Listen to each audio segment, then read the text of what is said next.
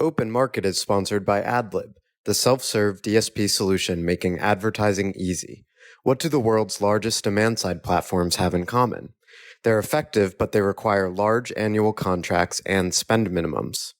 With AdLib, growing agencies get a single platform that connects to every top global DSP with no contracts, no spend minimums, and G2's #1 ranked support. That means access to the entire universe of TV, digital out-of-home, audio, display, video, and native without a hassle and with no blind spots. It's incredibly easy to use, plus it can automate most of the work your team spends hours a day doing manually. Get the most powerful media buying technology without the barriers to entry. Check out AdLib at getadlib.com today. Welcome to Open Market, a podcast about building companies in the advertising industry. I'm Joe Zappa, and today I'm not joined by Eric Franchi. A little different. I'm going to do a solo episode specifically on strategic marketing. This won't be usual, but I did want to try it out one time, seeing as Eric has some softball to attend to, and I have some travels coming up, so I wanted to get a solo episode in the can. And it's going to be very marketing specific, so maybe I won't bore Eric with my marketing considerations. But I think this will be very helpful for anyone who is maybe a more tactical marketer, salesperson who wants to evolve into a strategic marketer, strategic marketers who just want to hear how a peer thinks about these things, or CEOs and other executives who hire strategic marketers or collaborate with them and want to understand the topic of this episode, which is, what does strategic marketing actually look like?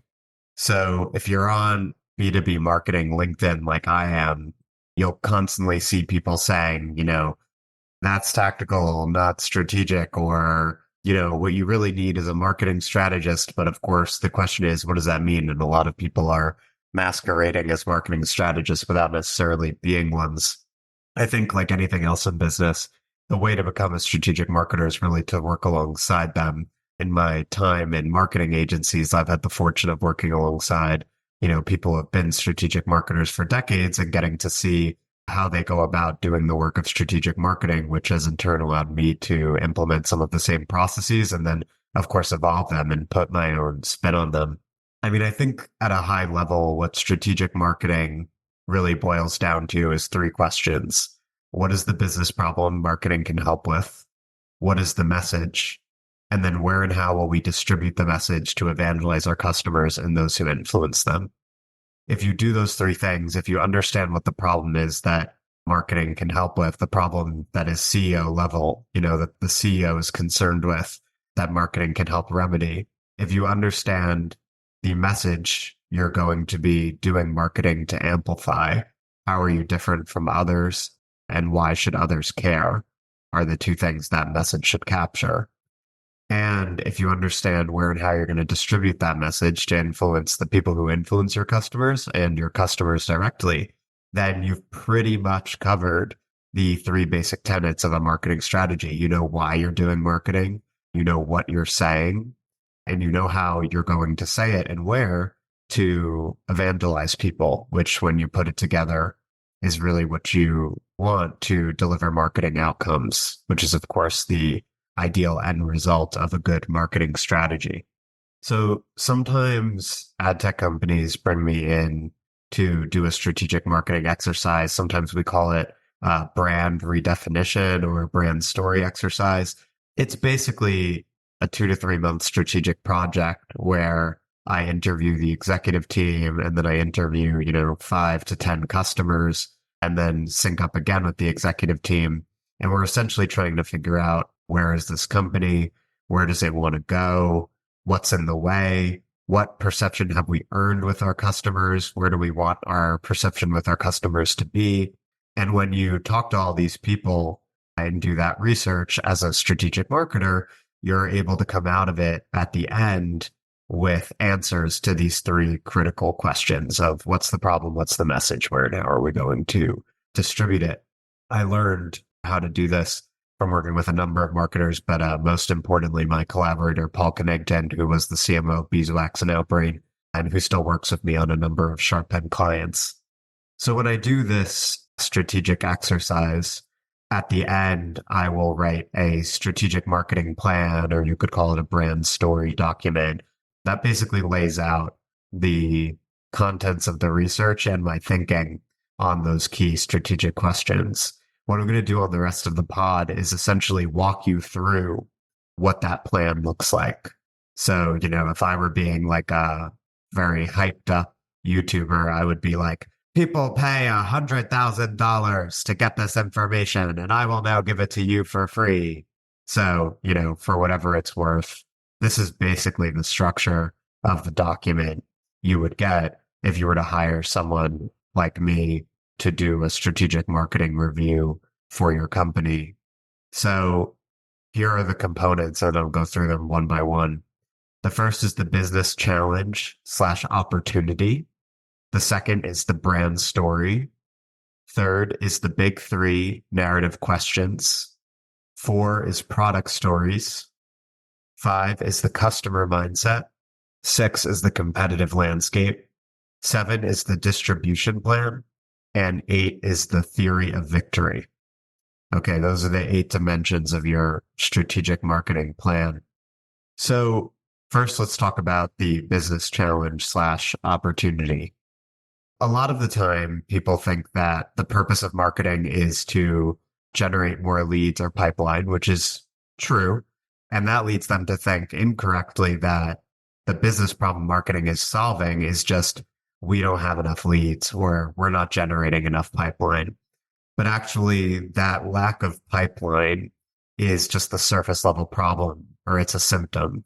And it's a symptom of a deeper problem with the business that marketing, which exists to build your reputation and relationships, might be able to address.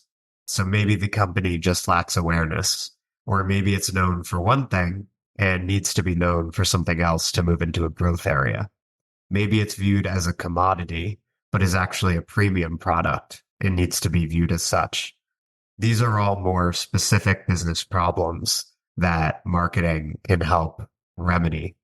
So for example, let's say you have historically existed in one sector of the digital advertising market and you need to move into another to secure your next phase of growth. Marketing's going to help with that by crafting a message and a story that synthesizes your historical strengths with the strengths that you're now bringing to a new sector of the market. So it's going to help everyone in the company and outside of it, most importantly, obviously, your customers, understand why you have a right to play in this new category and how your existing strengths that they already probably agree you have are going to give you a right to play there. So that's an example of a case in which the root problem is not that you don't have enough leads. The problem is people don't think you have a right to play in this new sector of the market. And by crafting a continuous brand story that makes sense and by getting it out there, you're going to help them understand, no, we do have a right to play in retail media or CTV. And the thing you already think we're great at makes us great at this new thing too. And when you solve that root problem, you should solve the surface problem, which is you should have an easier time booking sales calls and closing deals. The second dimension is the brand story. So this is the overall story of the company.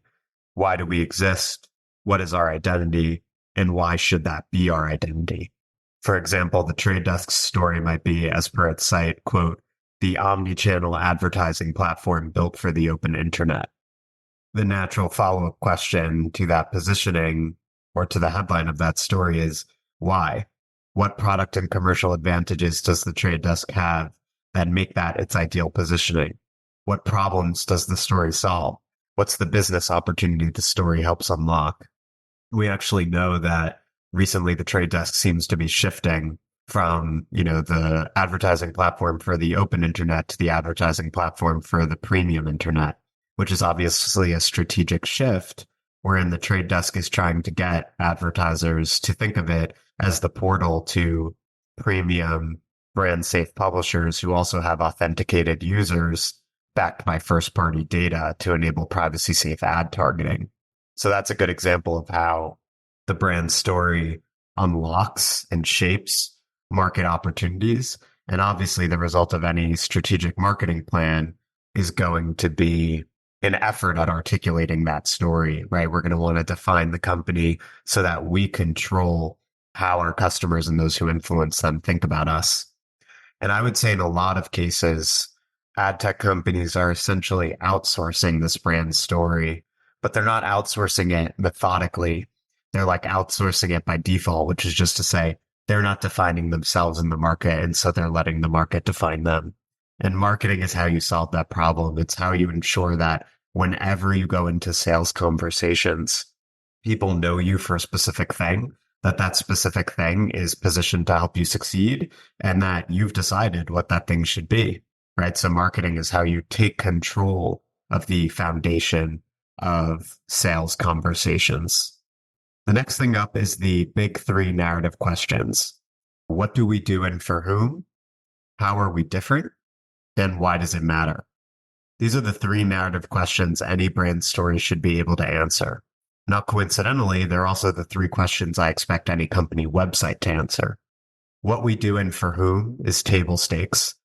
A lot of ad tech companies mess it up, right? Think about any time you've gone to an ad tech company site and you're like, I don't even know if they serve advertisers and publishers, and I can't tell what they do for them. And often that's the result of the company going too big picture. And you want the big picture part, which is the third question. Why does it matter? You know, if you want to say you're the champion of the open internet, okay, that's fine. But you also have to make sure that you answer the concrete, most important question, which is whom are you serving? Who's the customer? And what service are you providing to them? So you'll notice, for example, that on my site, the SharpPen site, to use my own company as an example, the top text is a rallying cry, be more than a commodity, because the number one problem ad tech companies have from a marketing perspective is differentiation. And we help them solve that by coming up with a differentiated story and effectively distributing it. But the very next line on our site clearly states what we do and for whom. Quote, we offer marketing strategy, content, and PR for ad tech and MarTech companies. So no ambiguity. You cannot walk away from this site unclear on what the service we offer is and who our customers are, which should help facilitate productive sales conversations. And then another page of our site is why SharpPen. So that clearly articulates how we're different from other marketing agencies, which I like to say are three things. We are strategic as opposed to merely tactical, right? We're going to tackle the kinds of questions I'm talking about on this pod. We're not going to just start emailing journalists on day one. We're modern, so we're on every channel. You know, I'm talking to you on audio right now. We're on LinkedIn, Twitter, email, and so on. And we help our clients do the same, right? It's not just about emailing journalists, though that's definitely still part of what a PR agency does. And we're immersed in the space, right? I create ad tech content. I participate in ad tech discourse, and hopefully that's an asset to our clients. So whenever you're doing strategic marketing work or when you go to a company's website, you want to make sure that they're answering these three questions. What are we doing for whom? How are we different? Why does it matter? And then those three questions should be part of the plan, but then they should be integrated into all the company's marketing materials, starting with its website and its sales pitch. The next thing up is product stories. So sometimes a company has multiple products and each relates to the brand story differently. In that case, it can be helpful to articulate the relation between each product and the overall story. This is especially helpful for aligning the overall marketing plan with the vision of product marketers. So you might have an overall goal for how you want to position yourselves as a company, and the products are essentially the proof points for that goal, right? It's the advantages of the products and the capabilities they unlock, the value they unlock for clients that allows you to earn the positioning you want to propagate in the market. So the product story should be able to tell and act as a sort of guide to help them understand why the products justify the overall brand story. And then also, if some of them are less related than others, you want to allow anyone in the business who's talking about those products or marketing them or selling them to understand the link between the overall positioning of the company and the product. Because when they go into that sales meeting, if your marketing is successful, the person on the other end is going to have a perception of the company that's linked to the brand story. So you want to make sure that the product story reinforces that and coheres with it. Next up is the customer mindset. So customers play a central role in shaping the brand story. After all, they're the ones who you want to evangelize. And while it's okay to want to take them to a new destination and not simply repeat what they love about you back at them, if the message is wholly divorced from existing customers' praise for the company slash product, marketing is likely to fall flat. So it makes sense to incorporate a write-up of the customer's mindset into the brand story document. What you'll often learn when you do these strategic exercises is you'll start with the executives and you'll figure out where do they want to bring the company. And often that's driven by market opportunities, right? So, ad tech and martech companies, they'll have a more innovative mindset. They want to go out and participate in the sector of the market that's growing, or they want to create a new category or innovate on the tech side. And it's important to talk to the customers as a strategic marketer after you talk to the executive team, because then you'll discover there's almost always a delta between the people in the company and the customers who give the company a right to exist. And the job of the marketer is to figure out where's the overlap and what do customers love about this company that the company can in turn propagate in the market to win new champions who are either similar to the existing champions or at least tangentially related to them. In other words, if you want to know how to win new customers, there's no better asset than understanding what your current customers already love about you. Sometimes it's more complicated than that, because if a company is really trying to undergo a strategic shift, which is often why they hire a strategic marketer, you won't always be able to just repeat to the market what your current customers love about you, because maybe you're trying to go get a new, different type of customer, or you're trying to get them to love you for something else. But even in those cases, you need to start with the foundation of what the existing customers love about you. Because if you go to the market with something that's wholly divorced from that, why should anyone believe you, right? You have no one attesting to this to prove that it's true. So having the customer mindset as a foundation of the brand story and as a sort of resource for everyone to look back on to check the sales pitch and the marketing materials against is very important.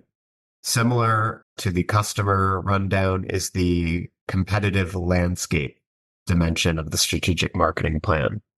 So one of the three key things that marketing strategically does is tell people how you're different.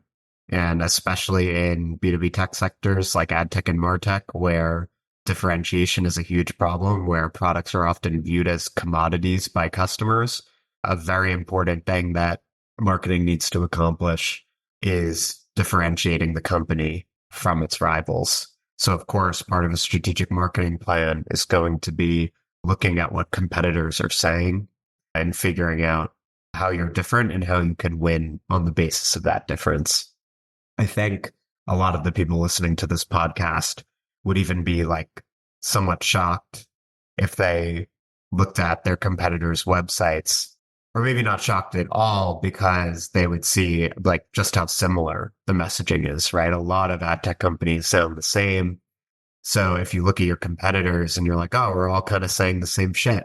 All right, well, then you can see why the marketing might not be resonating with the market, or why the sales pitch might be falling flat, right? Because what you say sounds maybe even brilliant when you say it among yourselves, when you're talking about it in the office. But when you look at it from a cross-company perspective, you realize that it's a commoditized message for what may even be a commoditized product. And in that case, there's no reason for your customers to add another company to the tech stack, or even worse, if you're in one of these kinds of markets, to switch from a competitor to you. So that's why having the competitive landscape is important. All right, only two more things. Next up is the distribution/channel plan. So any marketing message is useless if it isn't distributed. That starts with the website, which is a source of truth for anyone who engages with your company.